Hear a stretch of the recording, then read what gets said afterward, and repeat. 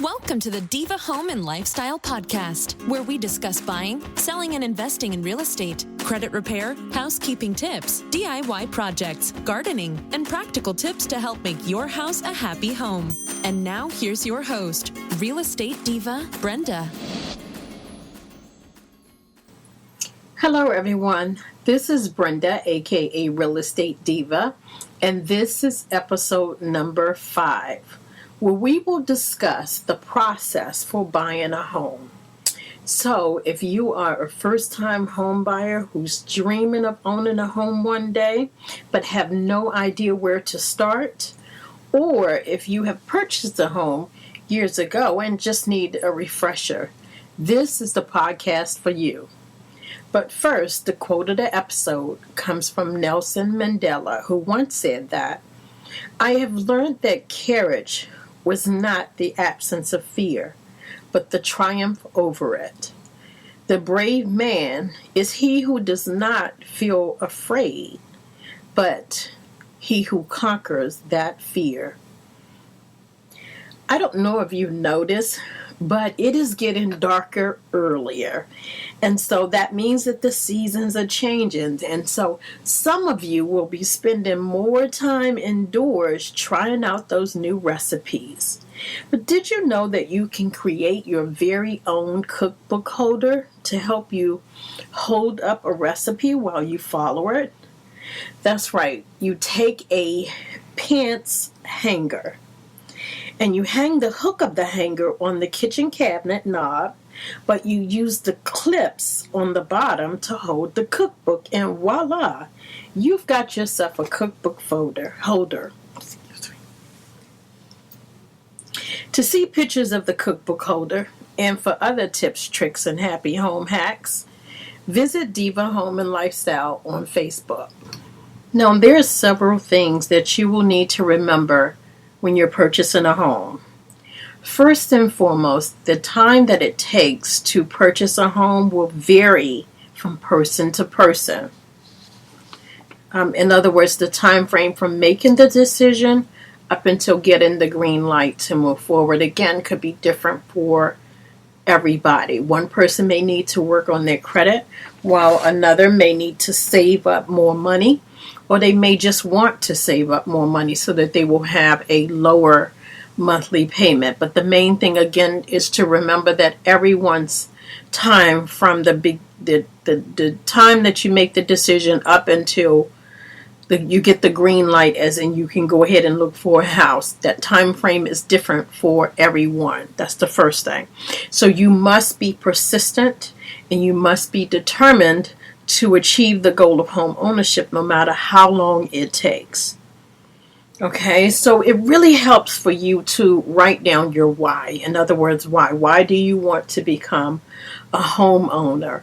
And that why will vary from person to person as well. So it could be that you want a yard because maybe you want your kids to be able to run and play outside. Or perhaps you're a dog lover and you want a pet and you don't want to have to pay that monthly rent. Maybe you want a laundry that's inside your unit as opposed to having to drag those bags to the laundromat.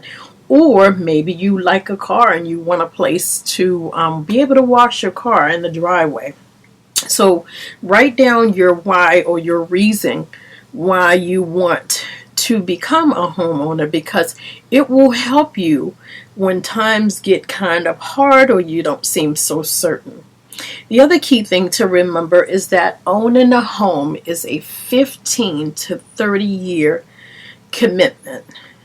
Yes, that's right. You heard me. 15 to 30 year commitment. Unlike an apartment where you can pick up and leave every year if you like. Again, owning a home is a 15 to 30 year commitment, and that's serious business because some marriages don't make it 15 to 30 years. Oops, I'm sorry, I probably shouldn't have said that. But anyway, again, it is a 15 to 30 year commitment to own a home.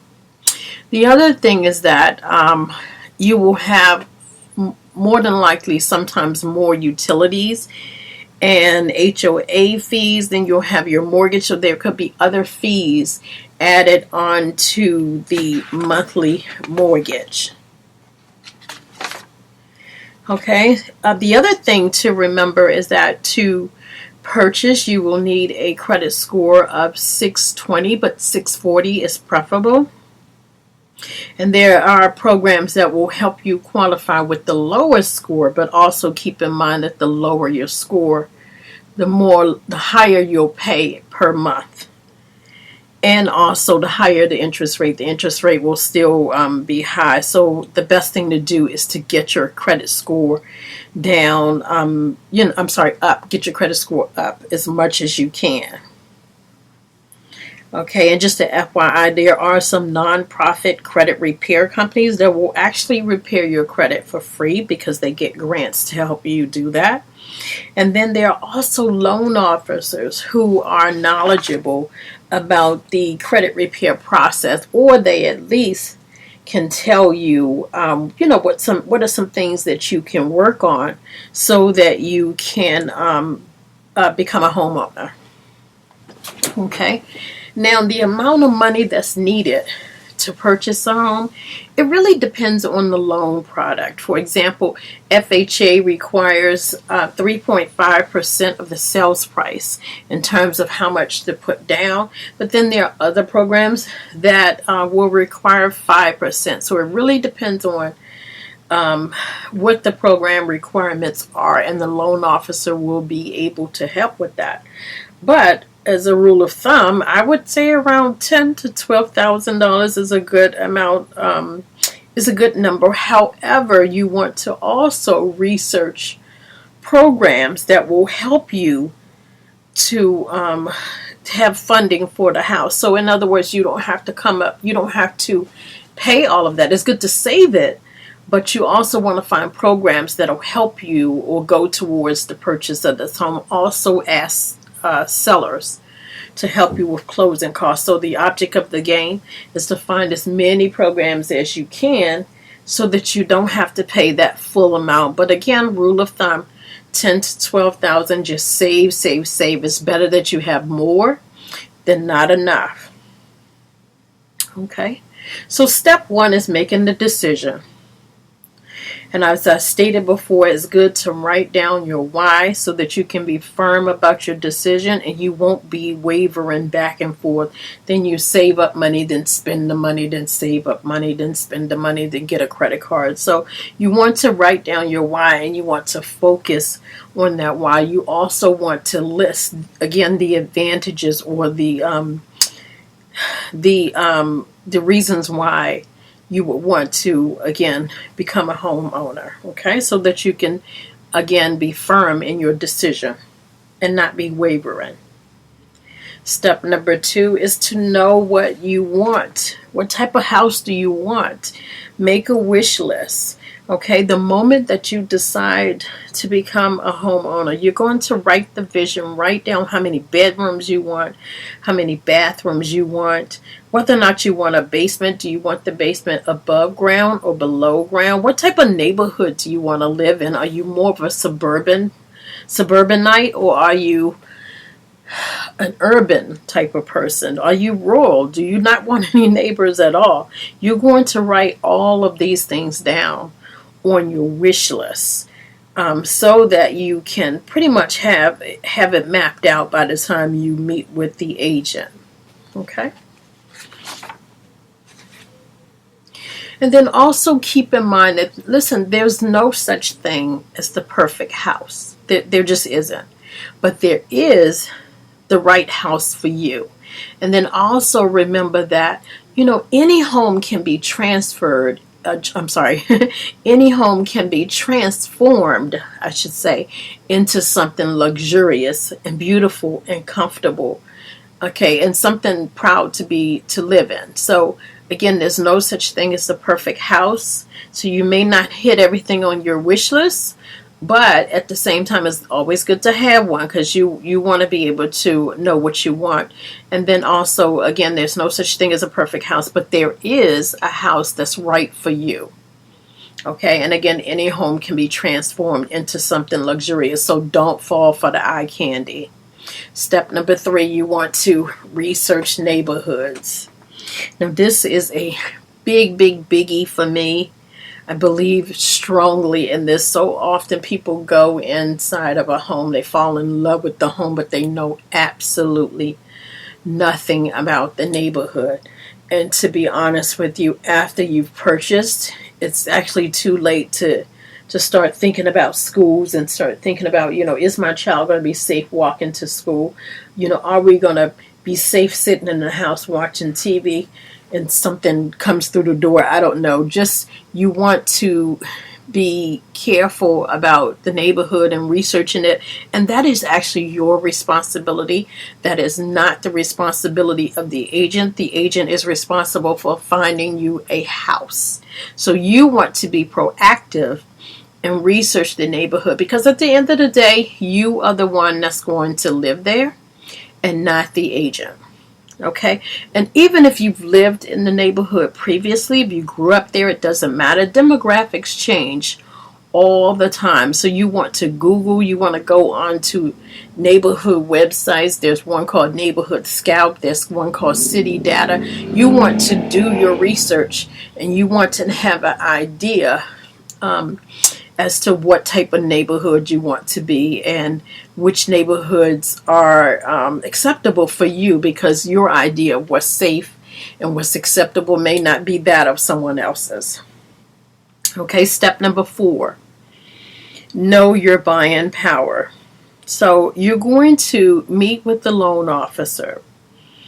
Whether you think you're ready or not, you're going to meet with the loan officer, and your loan officer is basically going to prepare you for your journey. They're going to tell you how to get there. They're going to tell you what's needed. They're going to tell you whether or not you have the green light to go, or whether or not you need to wait a little while. Again, remember, everyone has a different time in which to move forward. So keep that in mind and just be patient with the process. Okay? But you can find a loan officer actually through a real estate agent. You can find them at banks. You can find them at credit unions. You can find them through private lenders like investors. So you're going to meet with the loan officer. Like I said, the loan officer is going to share any special financing, and you're going to ask about it. Are there any programs that you're running right now that will help me? Some programs will allow you to combine other programs for financing, and then some of them will not. I'll share a story with you. I went to the DC Housing Fair, and I met someone. I have a habit of blending in and just starting a conversation with whomever's around me. And so I met her, and so she explained that she purchased her home in DC, and what she did was she combined programs that gave her money towards the purchase of her home, and she actually ended up going to settlement and walking away with the check. So she had combined programs, and she ended up getting paid at the table. So again, you want to research, you want to ask, you want to talk to your loan officer to find out what programs are there out there, and then also again, be proactive. You can Google search, but your loan officer should know about some programs, and you are able to actually shop around for loan officers as well. When you meet with the loan officer, though, he's going to do a soft pull. He's going to do like a preliminary, I guess. It's going to be a soft pull, but it will be an inquiry on your credit report. So it will stay on the credit report for 2 years, just as with any inquiry, and then it falls off after 2 years. But it's good to know your numbers. It's good to know whether or not you're able to move forward. Sometimes people think that they are not ready, but they actually are ready. Okay? But also remember that, just because you're pre-qualified for $350,000 does not mean that you have to borrow $350,000. You don't have to go to the top of that amount. Okay, you want to avoid being house rich but cash poor. And I'm telling you that because peanut butter and jelly gets tired real fast. Okay, and also you want a lifestyle. You want to leave room to have lifestyle and enjoy your life. So again, just because you're pre-qualified for amount doesn't mean that you have to spend the entire amount. Some documents to take to the loan officer include your state ID, 2 pay stubs, 2 bank statements, 2 years of W-2s, and 2 years of tax return. Okay, if you are self-employed, again, any proof of income. I know that you guys don't have pay stubs, but any proof of income will do. Okay, they need to be able to verify that you have funds and that you're able to make these payments. Okay, and we've already talked about the inquiry. Now, once you receive your pre-qualification letter, that is basically a green light. The pre-qualification letter will have your dollar amount that you're approved for. It will also have the interest rate. And you're going to take that pre-qualification letter. That will be a green light to say, okay, you can move forward with the process. But then, like I said, some of you will have other things that you need to do, which is, could be working on your credit, or it could be saving up extra money so that you can get a lower monthly rate, because the lower your score, the more you'll pay. The more you put down, the less you'll pay per month. So just keep those things in mind. But once you get the green light, your process actually starts then. Now, typically on a standard contract or a standard sale, the total process from that point on will be 45. So it takes 45 days from the time you get under contract to the time you get to settlement. The total time, again, is 45 days. However, if you are doing a short sale, or if you're purchasing a short sale home, a home that's in short sale, I should say, or a foreclosure, that typical time frame, 60, 90, and sometimes longer. So it takes a little longer to purchase those homes, but, there are times when people are I don't want to say adamant, but they really, really want to be in a certain school district.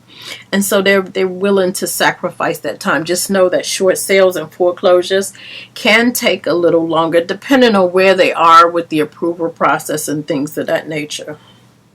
Okay. The key thing to remember with the financing and when you get this green light is do not make any major purchases, especially that will include your credit. You don't want to, or even major financial, like where you have to put down a large sum of money. You want to avoid making any purchases that affect the credit until you get the keys in your hand, and the timeline starts then. Okay? So again, you must be determined and you must be persistent that no matter what, this door is going to open. Okay, so you have your letter and it includes your dollar amount. And so you are now ready to meet with your real estate agent. Now, when you go to the real estate agent, the first thing they're going to ask you is, have you met with a loan officer? And because you're listening to this podcast, you're going to be able to say, yes, I have. So anyway, you're going to meet with the real estate agent. And listen, this is going to be a semi-long-term relationship. So you want to be sure that you feel comfortable with the agent and the agent feels comfortable with you. So I always suggest that you call ahead of time to kind of have small talk and kind of get a feel to see if this is a good fit or not. And then if you feel like, okay, he or she is going to be pretty cool to work with, then you want to go ahead and schedule the appointment to meet with the real estate agent. Okay, now when you meet with the real estate agent, you're going to take a copy of the letter that the loan officer gave you. Now again, I said a copy, don't give them the original. Take them a copy of this letter. And then you both are going to communicate your expectations. Okay, how do you like to be communicated with? What are some great times? There's some people who prefer to go look at houses in the evening. Some may prefer the weekend. Some agents don't work on the weekend. Some agents don't work on Sunday. So you're going to sit down and you're going to kind of map out what your expectations are. You're going to share your wish list, and then you're going to see. You're going to talk to the agent about the letter that the loan officer gave you. Okay, exchange contact information. Also find out how often do you expect to go out with the agent, or how does the agent manage her tours, so that you will know. Now, you're also going to go over the agent's services, the agent's marketing plan, and then you're going to, again, determine what's comfortable for both of you, okay? Now, if both of you feel comfortable and you're ready to move forward, you're so excited, everything's been reviewed, you guys have had a great meeting, great discussion, what the agent is going to do then is ask you to sign a buyer-broker agreement. Now, some people kind of get scared about this, but listen, understand that in the state of Maryland, that buyer-broker agent agreement is actually legal. In other words, it's mandatory that we get you to sign that. But also understand that this agreement can be for one day, it can be for 1 week, it can be for 1 weekend. You set the timeline. It can be for a month, or it can be for a few months. And then you can always renew it as often, or sign another one as often as you want. So if you don't feel comfortable about it, just know that, again, in the state of Maryland, we are required, it is a legal requirement for us to get that signature, especially before we take you out.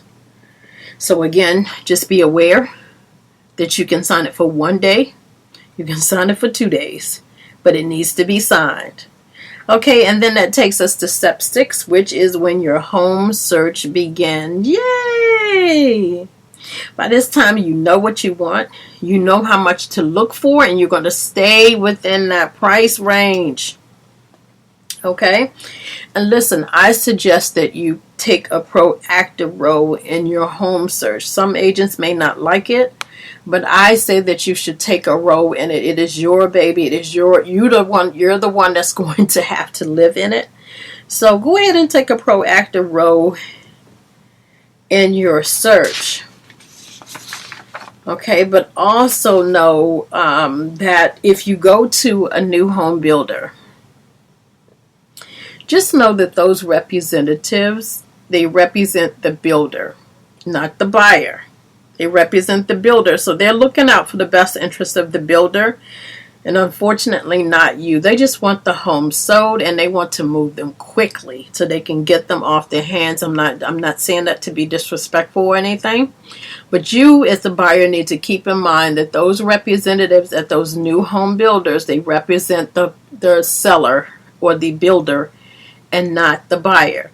You as the buyer have a right to have your agent, and yes, your agent can help you or assist you with even buying a new home property, a new home build, and that is because that agent will represent you as the buyer, but again, the representatives at the new home build will represent the seller, and the seller or the builder will pay the agent's commission. You just want to be sure that that agent doesn't have any other fees that are not covered by the builder, because that means somebody has to pay it, and it could be you. So you just want to clarify with your agent to make sure that all of the fees will be covered by that builder. But I just want you to know that when you're searching for a new home, again, you can use your agent, and it is recommended that you always have representation. Okay, otherwise, again, they represent the builder. So you're going to conduct your home search. You're going to go to open houses. You're going to go to internet. You go on the internet and do virtual tours. That's fine. You're going to go to new home communities. I suggest that you also visit neighborhoods morning, noon, and evening. Also, especially during the summertime in the evenings, you want to really, really get to know that neighborhood, and you want to know everything about not only the house, but everything around it, the stores, the libraries, the community centers. You want to see what's, again, around the house. You're going to do your research, and you're going to be ready to go. Okay? Purchasing a home can be an emotional roller coaster, which is why it's a great idea. It would be a good idea to take someone who can be objective and calm. Because remember, you can't be rational and emotional at the same time. So I suggest that you may want to take someone who can have a cool head, because while you're in the middle of it, it may sometimes be difficult to see or even make decisions with a clear head. So it would be good to take someone that you trust to show you, and not someone with, well, I don't want to say a vested interest, but just take someone who can be objective, okay? And yet look out for your best interest. Okay, so you're shopping, and you're going to open houses, and you're proactively looking for your house. And lo and behold, you find the house that's right for you. Because remember, there's no such thing as a perfect house. So stop right there. Now listen, before you put an offer on any house, you're going to ask the agent to run the comparables. Okay, and comparables are similar homes that are recently sold within a 1-mile radius. Okay, contrary to popular belief, we agents don't determine the price of the homes.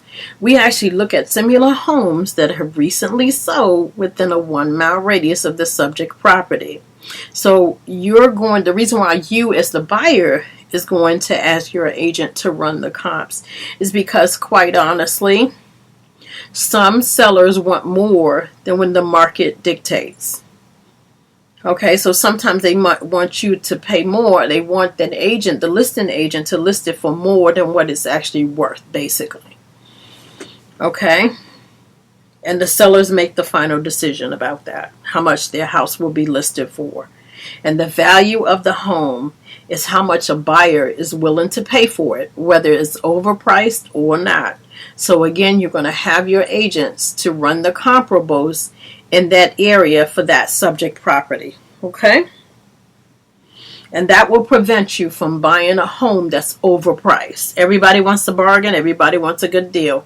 And nobody wants to pay more, and you shouldn't. So have your agent run the comps, okay? And that way you can make an informed, realistic decision about the offer, how much to offer for that house, okay? Which brings me to step 7, which is writing an offer. Okay, you're going to remain calm because, of course, you can't be rational and emotional at the same time. So you're going to stay calm because at this time you're really excited and you're writing up the contract. You're signing. But listen, be careful to read the document. Read the contract. I don't care if your agent skip over or go over or read. You need to read the contract, okay? Be sure that the agent is including what's called contingencies in the contract. Now, these contingencies protect your interests just in case there's something detrimental that's revealed doing an inspection or doing an appraisal. Like, for example, if termites then ate up one side of the house, for example, you want to know that you can kind of back out, I guess, if you will. But, excuse me, not, of course, we're not talking about a light bulb cover or, you changing your mind. We're talking about something is seriously wrong with the house. You want to be sure that there are contingencies written into the contract that will protect your interests. So there are several contingencies that can be incorporated or added into the contract that, again, will protect your interests. Number 1, the financing. Okay, financing contingency. There is the home inspection contingency. I've already given you an example of that with the termites. An appraisal contingency. We're going to talk about the appraisal later on. And then you have a sales contingency, meaning that you need to first sell your house before you can purchase another house, okay? And then there is a missed deadlines. You have deadlines. They have deadlines in which, and we're going to talk about those deadlines later on, but you have deadlines. So if the deadlines are missed, again, you get to get your deposit back. And then also look for another home. Okay. You also want to take note on the contract and look at the right to terminate the agreement. There's usually a start date, and there's usually an end date, and there's also a instructions to tell you what you must do to terminate the agreement. So if you and the agent, let's say, for example, are not getting along, let's say, and the agent is just not dragging their feet, they're not moving fast enough, you're not happy with the services, you have a right as a buyer to terminate the agent agreement. But the question is, how do they want that agreement terminated? Now, I typically write 72 hours in writing. So as long as they give me 72 hours and they put it in writing, and I don't care how they send it to me, whether it's email, as long as it's in writing somewhere, I'm good. So you have to find out how that agent has it written into the contract in terms of the terminating the agent agreement, and it will be in the contract, okay? Okay, you also want to verify the dollar amounts, the price of the home, the price of the deposit, things of that nature. You want to verify that all of the dollar amounts are correct, as well as the dates. Okay. And then you also want to get what's called an estimated net proceeds sheet from the agent. Okay, and then later on you can get that same thing from the title company to verify that the numbers match up. Now, an estimated net proceeds sheet will show you exactly how much money you will get back, or how much money the seller is willing. It's like a breakdown of all of the financials. Basically, it's a snapshot in a sheet, and it will tell you how much you need to bring to the closing. If you were to buy this house for this amount, this is what will happen. So it's like a snapshot, but remember, it's an estimate. Okay, so that's the estimated net proceeds sheet. And then number 10. Okay, so you found the house, you wrote up the offer. So now what you do is you're going to have to give the agents the deposit. Okay, and the deposit amount, the deposit amount is usually 1 to 3% of the sales price. And the deposit, what it does is it just shows the seller that you are serious about making this purchase. Okay, so again, the deposit amount is usually 1 to 3% of the sales price, and you're going to give that to the buyer's agent, your agent, in certified funds. The buyer will then give the offer as well as a copy of the certified funds to the listing agent. And the listing agent will then forward the offer to the seller. We're not supposed to hold the offers. We're supposed to route them to the seller immediately. So again, your buyer's agent will take the contract or the offer, as well as a copy of the deposit, and they will give it to the listing agent, who will then give it to the seller, and then your buyer's agent will take those certified funds and take them to the title company that you have chosen. You're responsible for choosing the title company. So the buyer's agent don't hold on to those certified funds. They have to turn them into the title company. Okay, and in some cases the broker holds it, but not in Maryland, not here where we are, not where I am. It goes to the title company. Okay. The seller will review the offer, and the seller will decide whether or not to accept the offer as is, to counter the offer, or to reject the offer. Okay. If the seller counters the offer, meaning we won't accept this amount, but we will accept this amount right here, that's a good thing because that means that you're still in the running, okay? And if there are multiple offers, that's a whole new situation, okay? But remember that while you as the buyer wants to buy the home, the seller actually wants to sell, okay, so that they can move on with their life too. But the main thing to remember is that there has to be a meeting of the minds. There has to be a mutual agreement all throughout the process so that there can be a win-win for both parties. Okay, which brings us to step 9. After the offer has been accepted, okay, and let's say that the seller says, yes, we're going to move forward. We will accept this offer. You are officially under contract.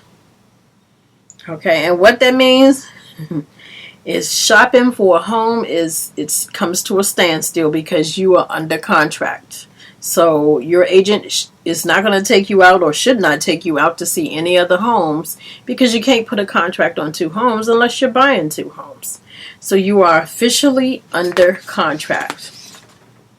Okay, and again, it is absolutely imperative. I cannot stress this enough for you to not make any purchases. There have been situations where people have come to the settlement table with their brand new truck loaded with all their furniture, but because they purchased that brand new truck or that furniture, they're not able to go to closing. So deals do fall through at the settlement table. And I had a situation where the buyer didn't even show up. So you want to not make any major purchases until the keys are exchanged. It's not over until the keys are exchanged. So don't take that risk. Okay? And do not stop paying your mortgage. Do not stop paying your mortgage, please. Okay? Okay. So step 10. Okay, if there is a homeowners association, you will receive the homeowners association rules and guidelines and things of that nature 3 days after the contract is accepted. Okay, so the seller says, yes, I agree with the terms, you agree with the terms, and then the seller, if there is an HOA fee, if there is a homeowners association in that community, the seller has 3 days to get that document to you to review, because know that every HOA community is run differently. Okay, some are stricter than others, and you may not agree with the rules. So you want to read through that document, and you want to see, well, what are their rules? Because there's nothing worse than buying a home and you can't paint the front door or you can't put a fence up. So you want to read through the HOA rules and guidelines. Okay, so again, after the offer is accepted, you have 3 days to receive the HOA documents, and then you have 10 days to review. Up to 10 days to review the HOA documents. I would say less than that. You need to get it back to them immediately and to tell them, yes, I agree with this, or no, absolutely not. I'm not living in a neighborhood with all those strict rules. Anyway, just know that HOAs are run differently. Then that takes us to step 11, which is the home inspection. Listen, do not ever buy a home without having a home inspection. That's just don't. Okay, that's like purchasing a car without test driving. You just it's just not a good buying decision. Okay, the buyer chooses the home inspection, but again, you want to get the home inspection because it protects you as the buyer. The inspection is paid for immediately, and it can cost between $250 and $550 depending on the square foot of the house. It also depends on how much the company charges, and then how detailed the home inspection is. They have some that are I don't want to say basic, but they have some that are not strenuous. Then they have some inspections where where they do all kinds of like drones and things of that nature. So it can get extensive, but just know that it'll run between $250 and $550, and it is due up front.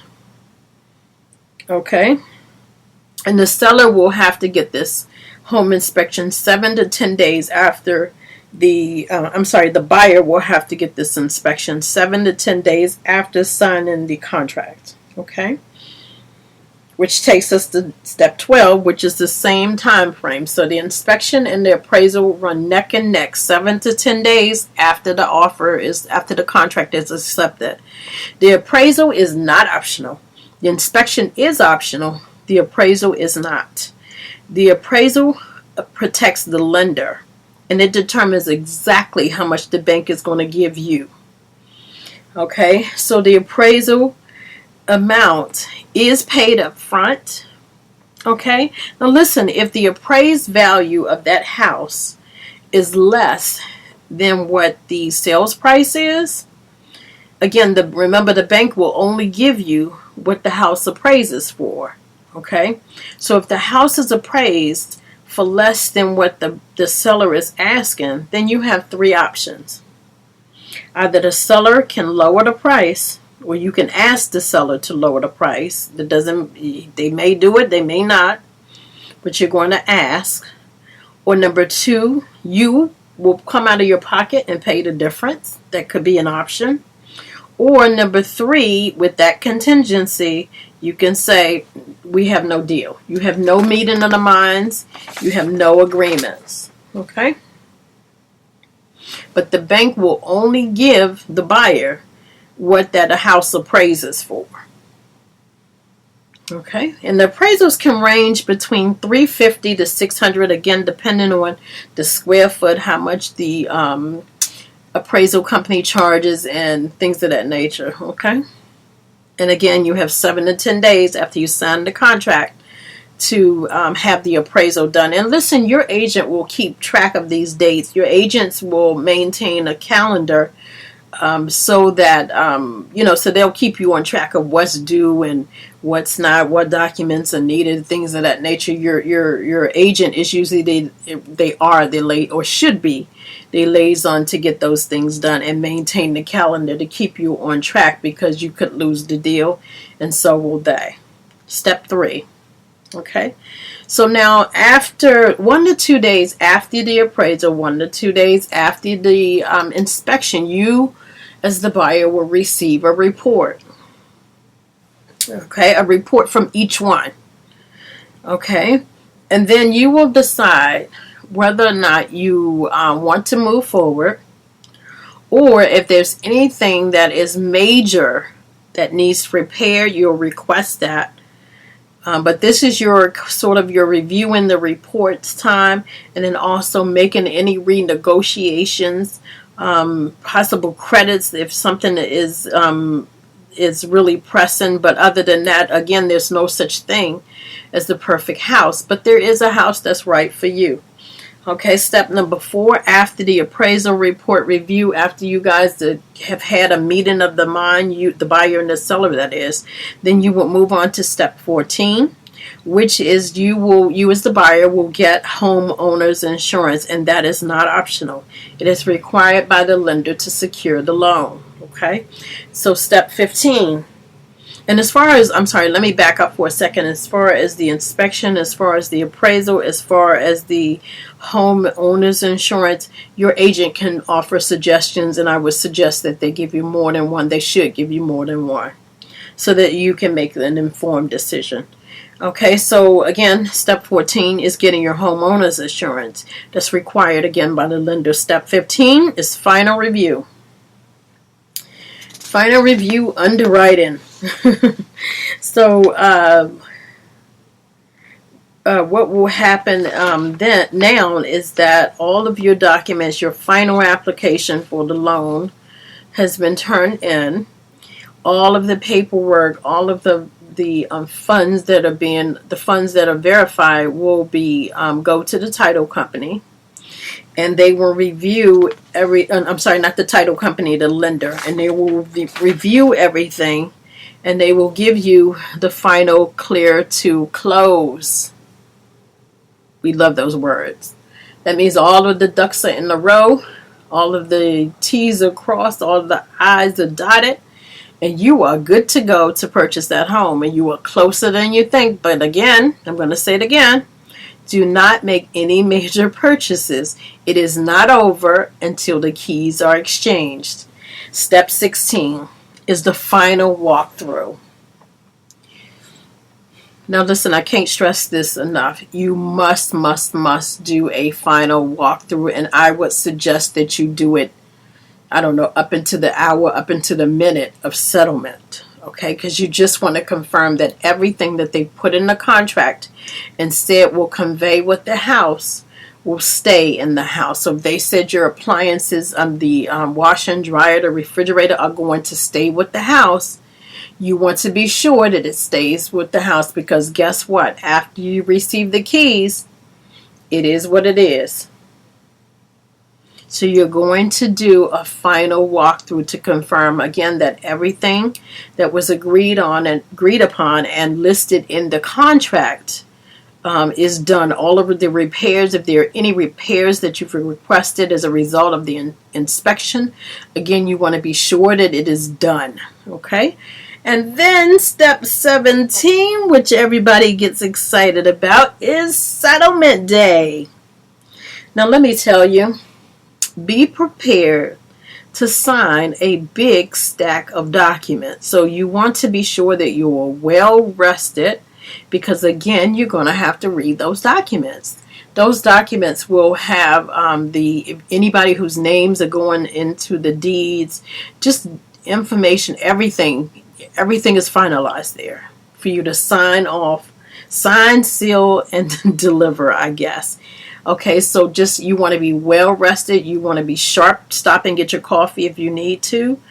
And you're going to sign lots of documents. Be sure that you've already reviewed the estimated net proceeds sheet. Again, you can get that sheet from the loan officer as well as the title company. Now, the title company is the one. They are the people who sort of put the puzzle together. So they collect the funds from the buyers, they collect the funds from the sellers, and they put all of the pieces together. Okay, so as far as the money part, again, the estimated net proceeds sheet will tell you exactly how much you need to bring. It will tell you how much you will walk away with, if any. So again, the estimated net proceeds sheet will come from the loan officer early on, but then when you get closer to settlement and before settlement and during settlement, the estimated net proceeds sheet will tell you what you need. So on settlement day, you're going to again be well rested. You're going to be prepared to sign a lot of documents, and you're going to bring your certified funds. Okay? If you do not have your certified funds, it's not going to be, I'll bring it back tomorrow. No, if you do not have your certified funds, you will not go to settlement. It is what it is. Now listen, if you have a credit of $5,000 or less, then they will more than likely give you a check. They will write out a check to you. However, if the credit due to you is more than $5,000, then they'll more than likely wire it to you. Okay? So I hope that this helps. Thank you so much for listening. Listen, if you have any questions or concerns, or if you want to add anything to this pertaining to your experiences, because some of you may be second-time, third-time homeowners, it's okay if you share with the group, the Facebook group. Otherwise, if you have any questions, you can feel free to reach out to me at realestateDivaBrenda@gmail.com. Thank you so much for listening. I really hope that this has helped you. Thanks for listening. Be sure to subscribe to this channel and leave a review. Also, don't forget to join us as we continue the conversation in the Diva Home and Lifestyle group on Facebook. Peace and blessings from our family to yours. We hope you'll tune in next time.